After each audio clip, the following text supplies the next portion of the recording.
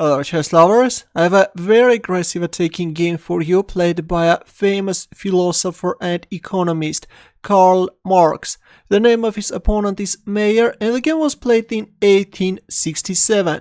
This was a casual game and Karl Marx started with e4, e5 by Meyer and f4.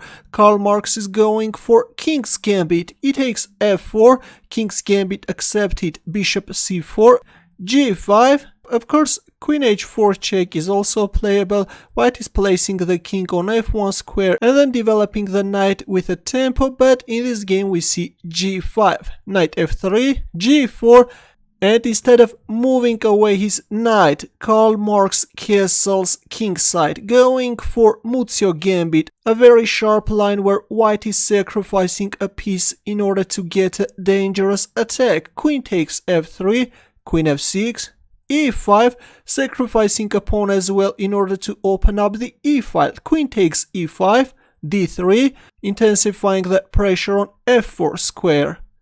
Bishop h6, knight c3, knight e7, bishop d2, knight c6, rook e1.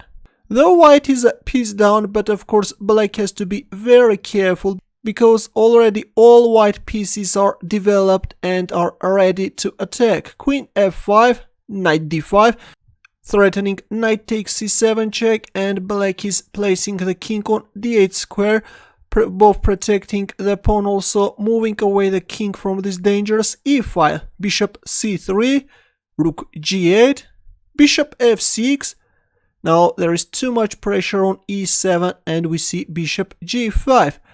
Bishop takes g5, queen takes g5, knight takes f4, knight e5, queen e4, d6, h4, a cheap trap. Of course, capturing on h4 can't be played because of this knight e6 check winning the queen.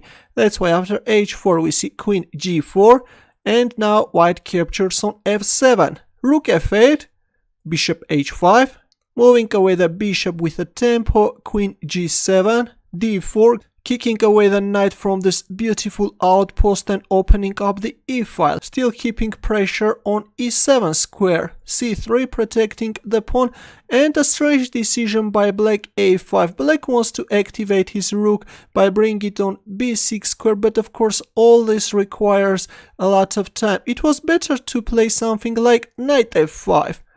And then bring the knight on e7 square, try to somehow consolidate the position. But after c3 we see a5.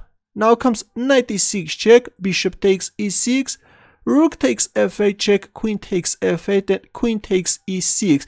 Now white will try to exploit the weaknesses of the light squares.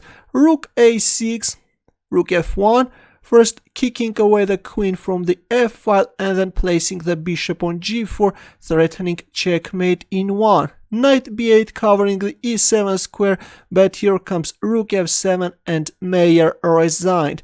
Black is forced to give up his queen, otherwise after queen takes e7 it's over. But of course even after queen takes f7 this is going to be over, white is winning.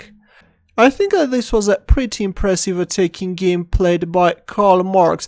It will be also very interesting to know your opinion about this game. Waiting for your comments and questions. Good luck.